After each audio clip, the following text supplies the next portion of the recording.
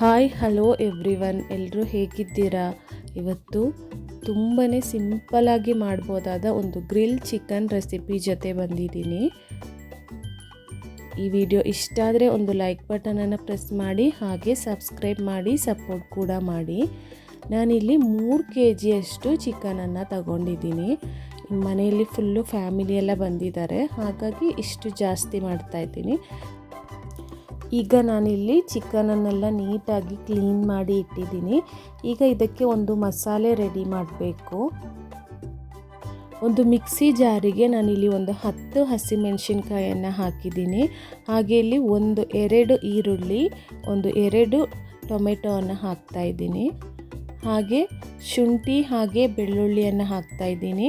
ಒಂದು 15 ಪೀಸಷ್ಟು ಬೆಳ್ಳುಳ್ಳಿ, ಒಂದು ಮೀಡಿಯಮ್ ಸೈಜಲ್ಲಿರುವಷ್ಟು ಶುಂಠಿ, ಹಾಗೆ ಸ್ವಲ್ಪ ಕರಿಬೇವಿನ ಸೊಪ್ಪು, ಹಾಗೆ 1 ಕಟ್ಟಷ್ಟು ಕೊತ್ತಂಬರಿ ಸೊಪ್ಪನ್ನು ಹಾಕ್ತಾ ಇದ್ದೀನಿ. ಇದನ್ನು ಫುಲ್ಲಾಗಿ ಈಗ ಗ್ರೈಂಡ್ ಮಾಡ್ಕೊಳ್ಳಿ. ಈಗ ನಾನು ಗ್ರೈಂಡ್ ಮಾಡ್ಕೊಂಡಿರೋದನ್ನ ಒಂದು ಪಾತ್ರೆಗೆ ಹಾಕ್ತಾ ಇದ್ದೀನಿ.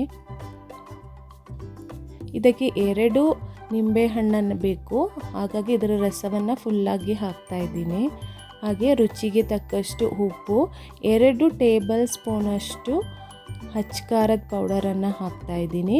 ಹಾಗೆ 1 ಸ್ಪೂನಷ್ಟು ಗರಂ ಮಸಾಲ, 1 ಸ್ಪೂನಷ್ಟು ಅರಿಶಿನ ಪೌಡರ್, ಹಾಗೆ 1 ಸ್ಪೂನಷ್ಟು ಪೆಪ್ಪರ್ ಪೌಡರನ್ನು ಹಾಕ್ತಾ ಇದ್ದೀನಿ. ಈಗ ಇದೆಲ್ಲವನ್ನು ಚೆನ್ನಾಗಿ ಮಿಕ್ಸ್ ಮಾಡ್ಕೊಳ್ಳಿ. ಈಗ ನಾವು ಕ್ಲೀನ್ ಮಾಡಿಟ್ಟಿರುವಂತಹ ಎಲ್ಲ ಚಿಕನ್ ಪೀಸ್ ಮೇಲೇನೂ ಒಂದು ಕತ್ತಿಯಿಂದ ಸ್ವಲ್ಪ ಗೆರೆ ಗೆರೆ ಥರ ಹಾಕ್ಕೊಳ್ಳಿ. ಆಗ ಮಸಾಲೆ ಎಲ್ಲ ಅದರೊಳಗಡೆ ಚೆನ್ನಾಗಿ ಹಿಡಿಯುತ್ತೆ. ಎಲ್ಲ ಪೀಸ್ಗೂ ಚೆನ್ನಾಗಿ ಮಸಾಲೆ ಕವರ್ ಆಗೋ ರೀತಿ ಮಸಾಲೆ ಹಾಕಿ.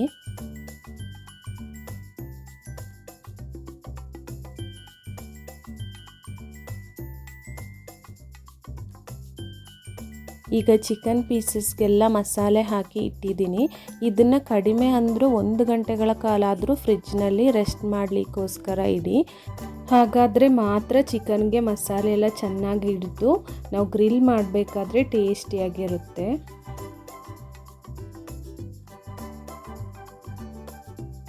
ಈಗ 1 ಗಂಟೆ ಆದಮೇಲೆ ನಾನಿಲ್ಲಿ ಒಂದು ಇಡ್ಲಿ ಪಾತ್ರೆಗೆ ಸ್ವಲ್ಪ ನೀರು ಹಾಕಿ, ನೀರು ಫುಲ್ಲಾಗಿ ಕುದಿ ಬಂದಮೇಲೆ ಅದ್ರ ಮೇಲೆ ಇಡ್ಲಿದು ತಟ್ಟೆನ ಹಾಕಬೇಕು. ಹಾಗೆ ನಾವು ಮಸಾಲೆ ಹಾಕಿಟ್ಟಿರುವಂತಹ ಎಲ್ಲ ಚಿಕನ್ ಪೀಸಸ್ನ ಇದ್ರ ಮೇಲೆ ಹಾಕಿ ಒಂದು 10 ನಿಮಿಷಗಳ ಕಾಲ ಚೆನ್ನಾಗಿ ದಮ್ ಮಾಡಬೇಕು. ಅಷ್ಟರಲ್ಲಿ ನಾವು ಗ್ರಿಲ್ ಮಾಡಲಿಕ್ಕೋಸ್ಕರ ಬೇಕಾಗಿರುವಂತಹ ಬೆಂಕಿಯನ್ನು ರೆಡಿ ಮಾಡ್ಕೊಳ್ಳೋಣ. ಈಗ ಒಂದು 10 ನಿಮಿಷ ಆಗಿದೆ. ಆಗ ಸ್ವಲ್ಪ ನೋಡಿ, ಒಂದು 3/4 ಭಾಗದಷ್ಟು ಬೆಂದಿರ್ತದೆ. ಆಗ ನಾವು ಗ್ರಿಲ್ಲಲ್ಲಿ ಇಡಬೇಕಾದ್ರೆ ಸರಿ ಆಗುತ್ತೆ. ಒಂದೊಂದು ಫುಲ್ಲು ನಾವು ಹಾಗೆ ಗ್ರಿಲ್ಲಲ್ಲಿಟ್ಟರೆ ಒಳಗಡೆ ಚೆನ್ನಾಗಿ ಬೇಯಲ್ಲ, ಸ್ವಲ್ಪ ಟೈಮ್ ಹಿಡಿಯುತ್ತೆ.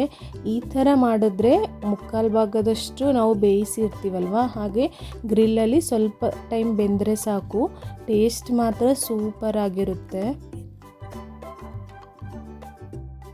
ಹಾಗೆ ಚಿಕನ್ ಪೀಸಸ್ ಮೇಲೆ ನಿಮಗಿಷ್ಟ ಇದ್ದರೆ ಬಟರ್ ಇಲ್ಲಾಂದರೆ ಎಣ್ಣೆಯನ್ನು ಸ್ಪ್ರೆಡ್ ಮಾಡ್ಬೋದು. ನಾನಿಲ್ಲಿ ಎಣ್ಣೆಯನ್ನು ಸ್ಪ್ರೆಡ್ ಮಾಡ್ತಾ ಇದ್ದೀನಿ. ಅದು ನಿಮಗೆ ಇಷ್ಟ ಇದ್ದರೆ ಮಾತ್ರ ಸಾಕು, ಇಲ್ಲಾಂದರೆ ಹಾಗೆ ಗ್ರಿಲ್ ಮಾಡಿ ತೆಗೆದ್ರೂ ಏನೂ ಪ್ರಾಬ್ಲಮ್ ಇಲ್ಲ, ಟೇಸ್ಟಲ್ಲೇನೂ ವ್ಯತ್ಯಾಸ ಆಗಲ್ಲ. ನಿಮಗಿಷ್ಟ ಇದ್ದರೆ ಮಾಡ್ಬೋದು, ಇಲ್ಲಾಂದರೆ ಸ್ಕಿಪ್ ಮಾಡ್ಬೋದು. ಈಗ ನೋಡಿ ಎಷ್ಟು ಬೇಗ ಆಗ್ತದೆ ನೋಡಿ. ಒಂದು ಸೈಡ್ ಫ್ರೈ ಆದಮೇಲೆ ನಾವು ಇನ್ನೊಂದು ಸೈಡು ತಿರುಗಿಸಿದ್ರೆ ಆಯಿತು, ಬೇಗ ಆಗುತ್ತೆ. ನಾವು ಮಸಾಲೆ ಹಾಕಿ ಫ್ರಿಜ್ಜಲ್ಲಿ ಇಡೋದಷ್ಟೇ ಮಾತ್ರ ಟೈಮ್ ತಗೊಳ್ಳೋದು, ಗ್ರಿಲ್ ಮಾಡೋಕ್ಕೆ ಏನು ಟೈಮ್ ತಗೊಳ್ಳಲ್ಲ. ಒಂದು 20 ನಿಮಿಷದಲ್ಲಿ ಗ್ರಿಲ್ ಚಿಕನ್ ರೆಡಿ ಆಗುತ್ತೆ. ಒಂದು 10 ನಿಮಿಷ ನಾವು ಇಡ್ಲಿ ಪಾತ್ರೆಯಲ್ಲಿ ಬೇಯಿಸ್ಕೋಬೇಕು. ಹಾಗೆ ಒಂದು 10 ನಿಮಿಷ ಗ್ರಿಲ್ ಮಾಡಿದ್ರೆ ಸಾಕು. ಹಾಗೆ ನೀವು ಈ ಸಿಂಪಲ್ ಆಗಿರುವಂತಹ ಹಾಗೆ ಹೆಲ್ತಿ ಆಗಿರುವಂತಹ ಗ್ರಿಲ್ ಚಿಕನನ್ನು ನೀವು ನಿಮ್ಮ ಮನೆಯಲ್ಲಿ ಮಾಡಿ, ಹಾಗೆ ನಿಮ್ಮ ಫೀಡ್ಬ್ಯಾಕನ್ನು ಕಮೆಂಟ್ ಮೂಲಕ ತಿಳಿಸಿ. ಸೂಪರ್ ಹಾಗೆ ಟೇಸ್ಟಿಯಾಗಿರುವಂತಹ ನಮ್ಮ ಗ್ರಿಲ್ ಚಿಕನ್ ಇಲ್ಲಿ ರೆಡಿಯಾಗಿದೆ. ನಿಮಗಿಷ್ಟ ಆದರೆ ಒಂದು ಲೈಕ್ ಬಟನನ್ನು ಪ್ರೆಸ್ ಮಾಡೋದನ್ನು ಮಾತ್ರ ಮರಿಬೇಡಿ. ಹಾಗೆ ಯಾರೆಲ್ಲ ಸಬ್ಸ್ಕ್ರೈಬ್ ಮಾಡದೇ ನೋಡ್ತಾ ಇದ್ದೀರಾ ಪ್ಲೀಸ್ ಸಬ್ಸ್ಕ್ರೈಬ್ ಮಾಡಿ ಸಪೋರ್ಟ್ ಕೂಡ ಮಾಡಿ.